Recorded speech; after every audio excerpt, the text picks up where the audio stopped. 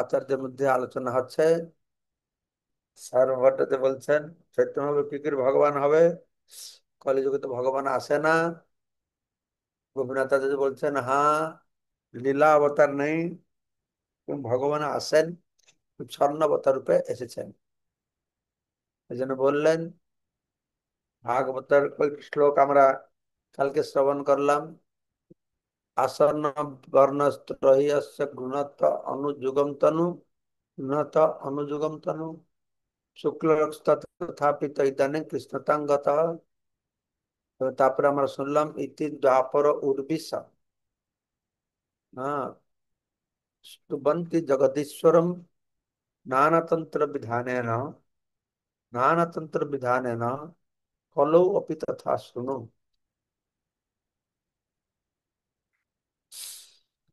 তো ইতি উর্বিশ, উর্বিশ মানে এটা নূয়া শব্দ, মানে নূয়া শব্দ নূয়া নহ, ମୁଁ ଆଗରୁ ଜାଣିନଥିଲି ଅର୍ଥଟା। ଉରୁ ଈଶ ମାନେ ହେ ରାଜନ, ଉର୍ବିଶ ସୁଖଦେବ ଗୋସ୍ୱାମୀ କହୁଛନ୍ତି ମନେ है। ଇତି ମାନେ ଏଇ ଭାବରେ ଦ୍ୱାପରେ ସ୍ତୁବନ୍ତି ଜଗଦୀଶ୍वरम, ସ୍ତୁବନ୍ତି ମାନେ ବନ୍ଦନା କରନ୍ତି परमेश्वर भगवान के नाना तंत्र विधान है ना, विभिन्न प्रकार तंत्र, तंत्र मान वेदानुगत शास्त्र, विधान है ना, विधि द्वारा कौलो अपि तथा सुनो, कलि जुगर हेटा तुम श्रवण कर। এটা 31 নম্বর শ্লোকে কহিলে কলি যুগরে এবং দ্বাপর যুগরে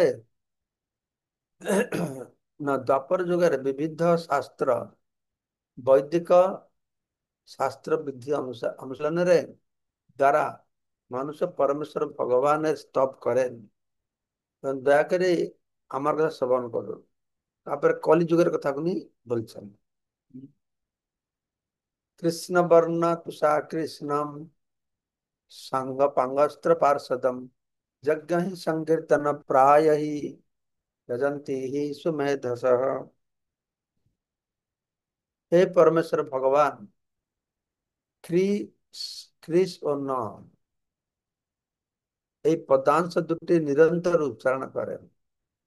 যে পরমেশ্বর ভগবান, এ নয় যে, কৃষ্ণ বর্ণ, কৃষ্ণ এই শব্দটি যদি বারম্বার উচ্চারণ, কৃষ্ণ বর্ণ। আর কলিযুগের বুদ্ধিমান মানুষেরা তার উপাসনার নিমিত্ত সমবেত হবে নাম সংকীর্তন করে থাকেন। যদিও তার গাত্রবর্ণ কৃষ্ণ নয়, তবু তিনি কৃষ্ণ। তিনি সর্বদা তার পার্ষদ সেবক আর সংকীর্তন রূপক অস্ত্র ও ঘনিষ্ঠ সহচর পরিবৃত থাকেন। তো এখানে কৃষ্ণ বর্ণ, এখানে কৃষ্ণ বর্ণ মানে শরীরের রংটা কৃষ্ণ বা কালো তা নয়। তা নয় কেন, তার পর শব্দ বলছে তৃষা অকৃষ্ণ।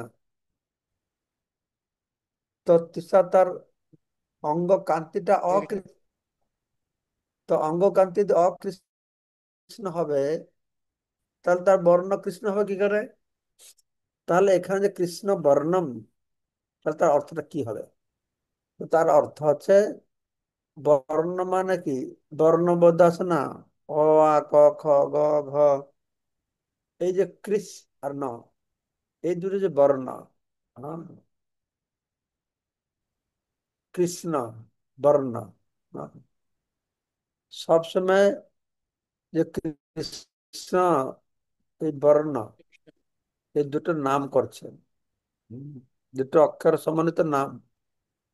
আর একটা অর্থ হচ্ছে কৃষ্ণ বর্ণয়তি ইতি কৃষ্ণ বর্ণ, যিনি সবসময় কৃষ্ণের বর্ণনা করছেন।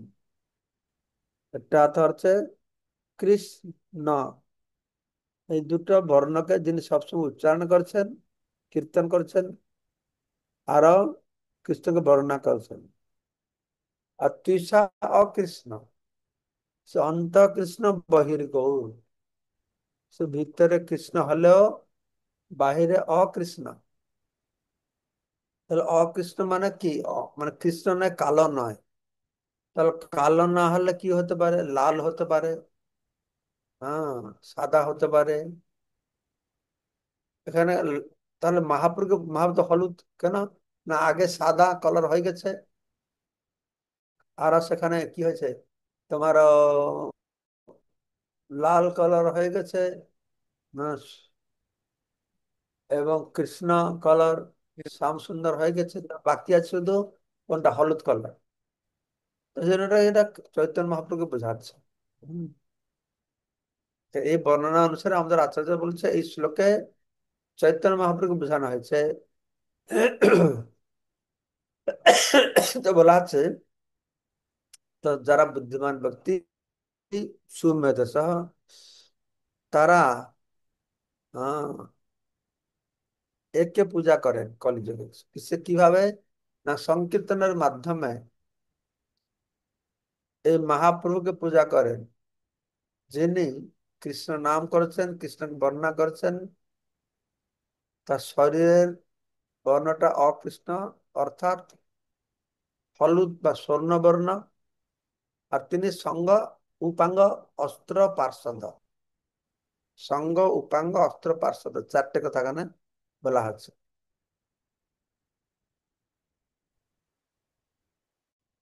সঙ্গ, পাঙ্গ, অস্ত্র, পার্শ্বদ, এই অঙ্গ। অঙ্গ মানে স্বরূপ অংশ সহ, তা অঙ্গ হচ্ছে নিত্যানন্দ আর অদ্বৈত। উপাঙ্গ সমস্ত ভক্তগণ। আর অস্ত্র হচ্ছে হরে কৃষ্ণ মহামন্ত্র। আর পার্শ্বদ, পার্শ্বদ হলো গদাধর, স্বরূপ দামোদর, এরা পার্শ্বদ। এই অঙ্গ, উপাঙ্গ, অস্ত্র, পার্শ্বদ মনে রাখবেন। অঙ্গ হচ্ছে অদ্বৈতাচার্য আর নিত্যানন্দ প্রভু। উপাঙ্গ হচ্ছে সমস্ত ভক্তরা। অস্ত্র হচ্ছে হরে কৃষ্ণ মহামন্ত্র। পার্শ্বদ হচ্ছে গদাধর, স্বরূপ দামোদর, এরা বিশেষ বিশেষ যারা তার পার্শ্বদ ছিলেন। ঠিক আছে। তাৎপর্য প্রভুপাদ বেশি কিছু লেখেননি, এটি বলে দিয়েছেন শুধু শ্রীমদ ভাগবত থেকে 11 স্কন্ধ, পঞ্চম অধ্যায়, 32 নম্বর শ্লোক। এই শ্লোকটি ছিল জীব গোস্বামী তার ক্রমসন্ধর্বে বিশ্লেষণ করেছেন, এবং তা আসলে ভক্তিবিনোদ ঠাকুর আদি লীলার 3য় পরিচ্ছেদে 51 নম্বর শ্লোকে উল্লেখ করেছেন। যদি আর বিশেষভাবে কেউ জানতে চান, আপনারা শ্রীমদ ভাগবতম একাদশ স্কন্ধ, পঞ্চম অধ্যায়, 32 নম্বর শ্লোক পাঠ করেন, বা জীব গোস্বামীর ক্রমসন্দর্ভ, সেখানে বর্ণনা করা হয়েছে। আসলে ভক্তিবিনোদ ঠাকুর আদি লীলা অর্থাৎ চৈতন্য চরিতামৃত আদি লীলার 3য় পরিচ্ছেদে 51 নম্বর শ্লোকে বর্ণনা করেছে। ঠিক আছে। তো কয়েকটি শ্লোক আমরা এরকম শ্রবণ করলাম, কৃষ্ণ বর্ণ তুষা কৃষ্ণ। তারপরে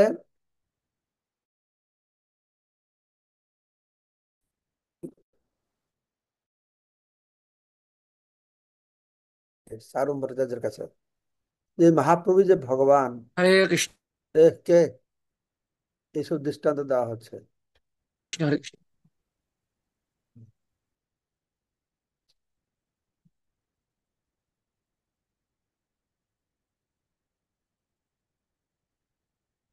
হুম। তো এইসব দৃষ্টান্ত দেওয়া হচ্ছে।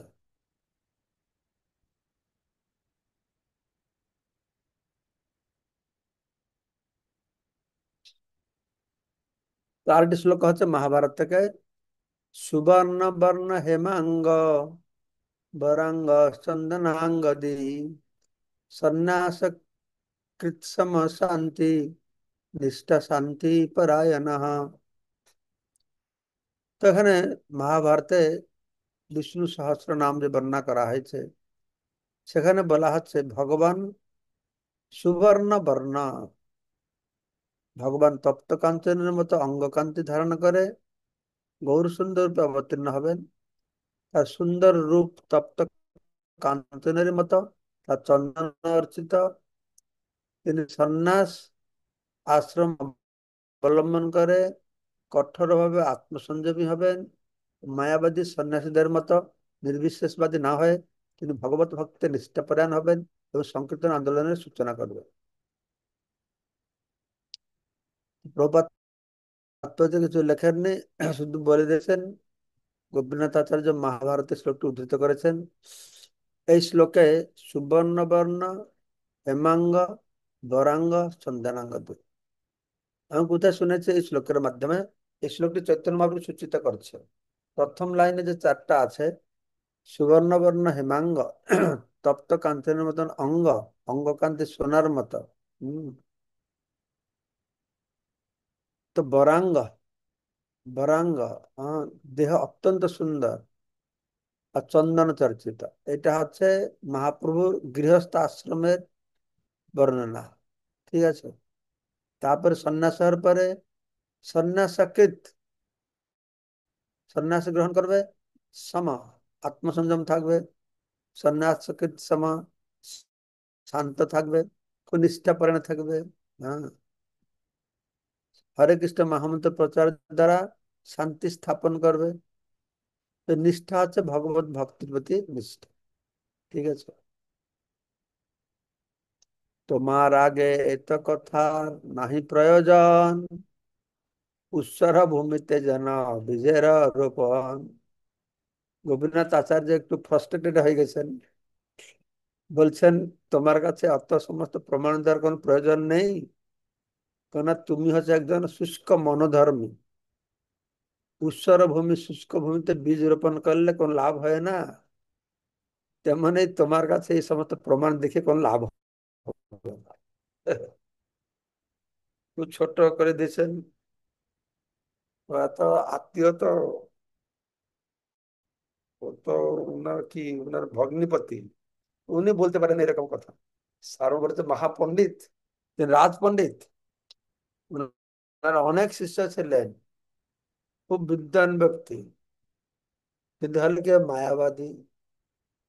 মায়াবাদী তো, মায়াবাদী কৃষ্ণ অপরাধী। সেখানে গোপীনাথ আচার্য তাকে বলছেন যে তোমাকে সব বলে কোনো লাভ হবে না, সব শাস্ত্রে লেখা আছে, কিন্তু বললেও তুমি বুঝবে না, যেহেতু এটা উৎসর ভূমি। উৎসর ভূমি নাকি বীজ বপন করলে কোনো গাছ হয় না, তোমার সেরকম অবস্থা। তোমার উপরে তার কৃপা যবে হবে, এসব সিদ্ধান্ত তবে তুমি কহিবে। তোমাকে শাস্ত্র প্রমাণ দিয়ে কোনো লাভ হবে না, এগুলো কাজ করবে না, কিন্তু ভগবানের কৃপা হবে। হ্যাঁ, আগে যেটা প্রথমে বলেছিলেন, মানে ভগবানের কৃপা হলে হবে। হ্যাঁ, তখন তুমি এইসব শাস্ত্র সিদ্ধান্ত হৃদয়ঙ্গম করতে পারো, শাস্ত্র সিদ্ধান্তটা শুনতে পারো, আমরা গ্রন্থ অধ্যয়ন করতে পারি, আমরা ভগবানকে শুনতে পারি, কিন্তু ওটা উপলব্ধি করতে পারবো না, হৃদয়ঙ্গম করতে পারবো না। কতক্ষণ না, যতক্ষণ ভগবানের কৃপা না হবে আমরা উপলব্ধি করতে পারবো না এই সমস্ত শাস্ত্র সিদ্ধান্তের উদ্ধৃতি। তখন তুমি বুঝতে পারবে, আর এই সমস্ত শাস্ত্রের উদ্ধৃত তুমি দেবে। অর্থাৎ এইসব বিষয় শুধু নিজে প্রচার করবে, যে ভগবানের কৃপা হবে। সব বুঝতে পেরেছেন? তোমার শিষ্য যে কহে কুতর্ক নানাবাদ, ইহার কি দোষ, এই মায়ার প্রসাদ। তোমার শিষ্যরা যে কথা বলছিল কুতর্ক করছে, এই সমস্ত অপসিদ্ধান্তের কথা বলছে, কিন্তু তাদের কোনো দোষ নেই। তারা কি, তাদের দোষ নেই, দোষটা কার? এটা হচ্ছে মায়াবাদের কুফল। মায়ার প্রসাদ মানে এটা হচ্ছে মায়া ধরেছে বা মায়াবাদ। মায়ার মানে প্রবাদ বলছেন মায়াবাদের কুফল, এটা মায়ার প্রসাদ মানে আশীর্বাদ। আশীর্বাদ মানে কি, মায়াবাদ যে আছে, ওই মায়াবাদের প্রভাবে এরা এসব করছে। যদ্দু যত যত শক্তয়, যত শক্তয়, যত শক্তয় বদতাং বাदिनां वै विवाद संवाद भुव भवन्ति, कुर्वन्ति चैषां मुहुरात्म मोहं, तस्मै नमः अनंत गुणाय भुन्ने, गुणाय भिन्न भिन्न, এই শব্দটা আমি বুঝতে পারছি না কি লাস্ট অক্ষরটা কি, ভুন্নে না ভুমনে? ভুমনে হবে মানে घूमने महाराज घूमने, घूमने महाराज। যত শক্তয়ো, মানে যার শক্তি সমূহ, শক্তয়। হ্যাঁ কি কি घूमने महाराज এই घूमने, শব্দটা কি? घूमने महाराज घूमने। मन, मन, मन तो एक आता है ना, घूमने। तो যত শক্তয়, যার শক্তি সমূহ, বদতাং তর্ক, বাদিনাং, পরস্পর বিরোধী, বই অবশ্যই, বিবাদ বিরুদ্ধ, সংবাদ সাম্য, ভুব বিষয়, ভবন্তি হয়ে যায়, কুর্বন্তি করে, চ এবং, এসাম এই সকলের, মুহু সর্বদা, আত্মমোহম দেহাত্ম বুদ্ধি, তস্মৈ তার প্রতি, নমঃ প্রণতি, অনন্ত অনন্ত গুণায় গুণান্বিত, গুণে পর। এটিও ভাগবতম ষষ্ঠ স্কন্ধ চতুর্থ অধ্যায় 31 নম্বর শ্লোক থেকে বলা হয়েছে যে আমি সেই অনন্ত গুণে গুণান্বিত পরম পুরুষকে আমার দণ্ডবত প্রণতি নিবেদন করি, যার বিবিধ শক্তির ফলে পরস্পর বিরোধ সাম্য ঘটে থাকে। এইভাবে মায়া পরস্পর বিরোধী ভাব সকলের দ্বারা পুনঃ পুনঃ দেহাত্ম বুদ্ধির উৎপত্তি করে। এটা ভাগবতের একটি শ্লোক বলা হয়েছে যে ভগবানের মধ্যে অনন্ত গুণ রয়েছে, তাকে আমি দণ্ডবোধ করি। হুম। যত শক্তয়া বাদিনাং বৈ বিবাদ বাদ অভার, শ্লোকটা একটু কঠিন আছে।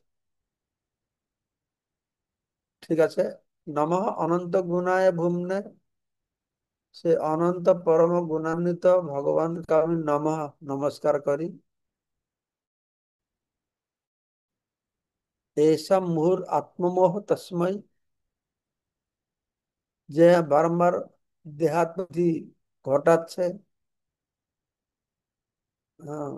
বিরোধ কথা বলে, অনন্ত গুণ পরম প্রণাম করি, যার বিবিধ শক্তির ফলে পরস্পর বিরোধ সাম্য ঘটে। পরস্পর বিরোধ কথা আর পরস্পর সামঞ্জস্য কথা বলা হয়। এইভাবে মায়া কি করে না, পরস্পর বিরোধী ভাব সকলের দ্বারা পুনঃ পুনঃ দেহাত্মবোধ উৎপন্ন করে। ঠিক আছে, তাহলে কালকে 109 নম্বর শ্লোক আমরা শ্রবণ করব। এইখানে রহিল গ্রন্থ অমৃত লহরী, বদন বলিয়া সবে বল হরি হরি। জয় শ্রী প্রভুপাদ কি জয়, চৈতন্য চরিতামৃতম কি, গৌর প্রেমানন্দে। বিদ্যুৎ প্রভু বলুন কি বলছেন। ধন্যবাদ, প্রণাম মহারাজ। হরে কৃষ্ণ, প্রণাম মহারাজ।